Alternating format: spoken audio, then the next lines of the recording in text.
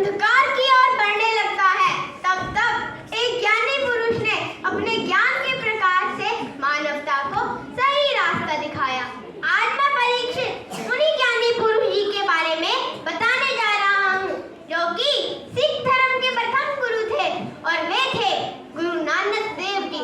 कलयुग विच इस धरती ते जब घोर अंधेरा छाया, रोशनी दी किरण बनके गुरु नानक जग में आया, गुरु नानक जग में आया। पीरा ते पीर निरंकारी जोत पहली बादशाही, जब गुरु नानक जी का प्रकाश हुआ था, उससे पहले समाज की हालत बहुत ही खराब थी। हर तरफ झूठ की सरदारी थी, अंधविश्वास, अत्याचार और अज्ञानता का अंधेरा था। लेकिन इस धरती की पुकार सुन उस परमात्मा ने मेहता कालू जी के घर और माता चिंता देवी जी की कोख से एक सूरज, एक प्रकाश, एक ज्योत पृथ्वी को ठंडा करने के लिए भेजी।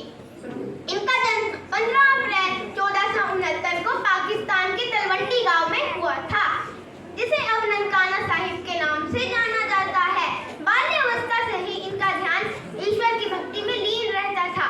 जब भी इनके पिताजी इन्हें पढ़ने या कोई व्यापार में लगाते थे, वहाँ भी उनका मन नहीं लगता था, क्योंकि उनका मन तो बस ईश्वर का नाम जपने में ही लगा रहता था।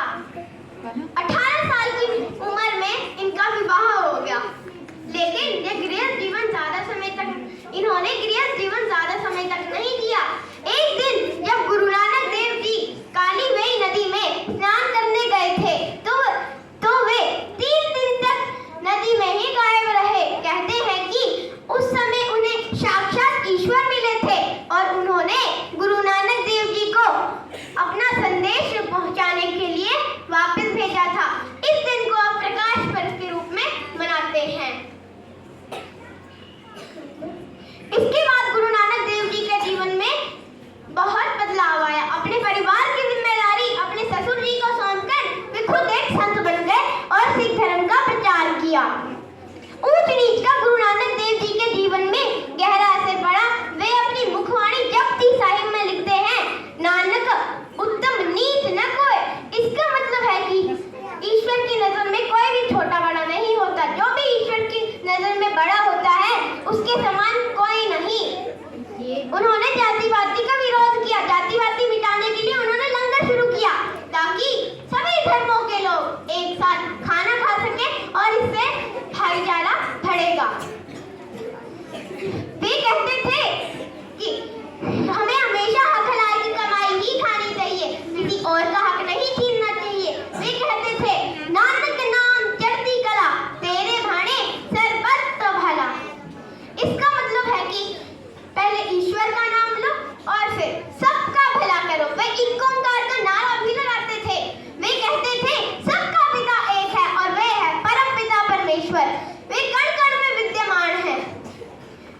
उन्होंने मानवता को आध्यात्मिकता का साथ अपने एक ही शब्द में बता दिया है, जो कि जपजी साहिब में इस प्रकार है, एक ओंकार सतनाम करता पुर निर्भो निर्भय अकाल मूरत अजूनी सबम गुर प्रसाद जप आज सच जुगात सच है भी सच नानक होसी भी सच।